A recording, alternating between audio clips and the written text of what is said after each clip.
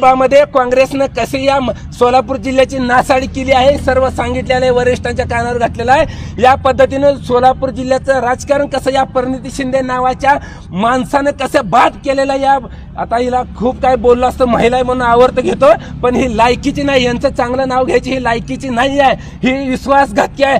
त्यावेळेस खासदारकीच्या वेळेस आमचे आदरणीय खंदारे साहेबांनी सांगितलं होतं की परिणिती शिंदेच्यावर विश्वास ठेवू नका, परंतु आमच्यामधल्या काही गद्दारांनी आम्हाला देखील फसवलंय आणि आमच्या शिवसेनेमध्ये असणाऱ्या काही पदाधिकारी गद्दारांना पण सांगू इच्छितो, जर का आता इथून पुढच्या काळात जर त्या काँग्रेस बरोबर कुणी जर मिलीभगत केली असेल तर तुम्हाला देखील आता शिवसैनिकांचा इसका आणि वरिष्ठ अधिकाऱ्याचा इसका दाखवल्याशिवाय सोडणार नाही। अशा गद्दारांना घरचा रस्ता दाखवला जाईल। आम्हाला देखील आमच्या एका गद्दारांनी फसवलेला आहे, आमच्याशी खोटं बोललेलं आहे, याचा रिपोर्ट मी उद्धव साहेबांसमोर बसून देणार आहे। त्यांनी लोकसभेला कसं कसं काय काय कारस्थान केलेलं आहे आणि म्हणून परिणिती शिंदे वाटत असेल की सगळी शिवसैनिक आणि पदाधिकारी विकले जातील।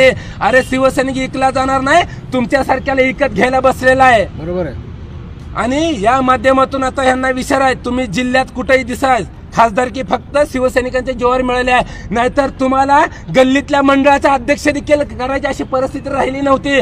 काँग्रेस सोलापूर जिल्ह्यातून नव्हे तर महाराष्ट्रातून हद्दपार झालं होतं, फक्त उद्धव ठाकरे साहेब तुम्हाला आशीर्वाद मिळाला म्हणून परिणिती शिंदे तुम्ही खासदार झालात। तुम्ही एवढ्या लवकर धोका दिला, एवढ्या लवकर असं वागाल असं वाटलं नव्हतं, पण तुम्हाला बरं केलं, तुम्ही वेळेत केलं। इथनं पुढच्या काळात तुम्ही खासदारकी विसरून जायचे, आता तुम्ही सपनात खासदारकी बघा, सपनात। आता घोडान मैदानाजवळ पुढच्या मध्ये तुम्ही जी जी कामं कराल, जसं वागाल तसं तिथल्या तिथं आम्ही तुम्हाला रस्त्यात अडवल्याशिवाय राहणार नाही।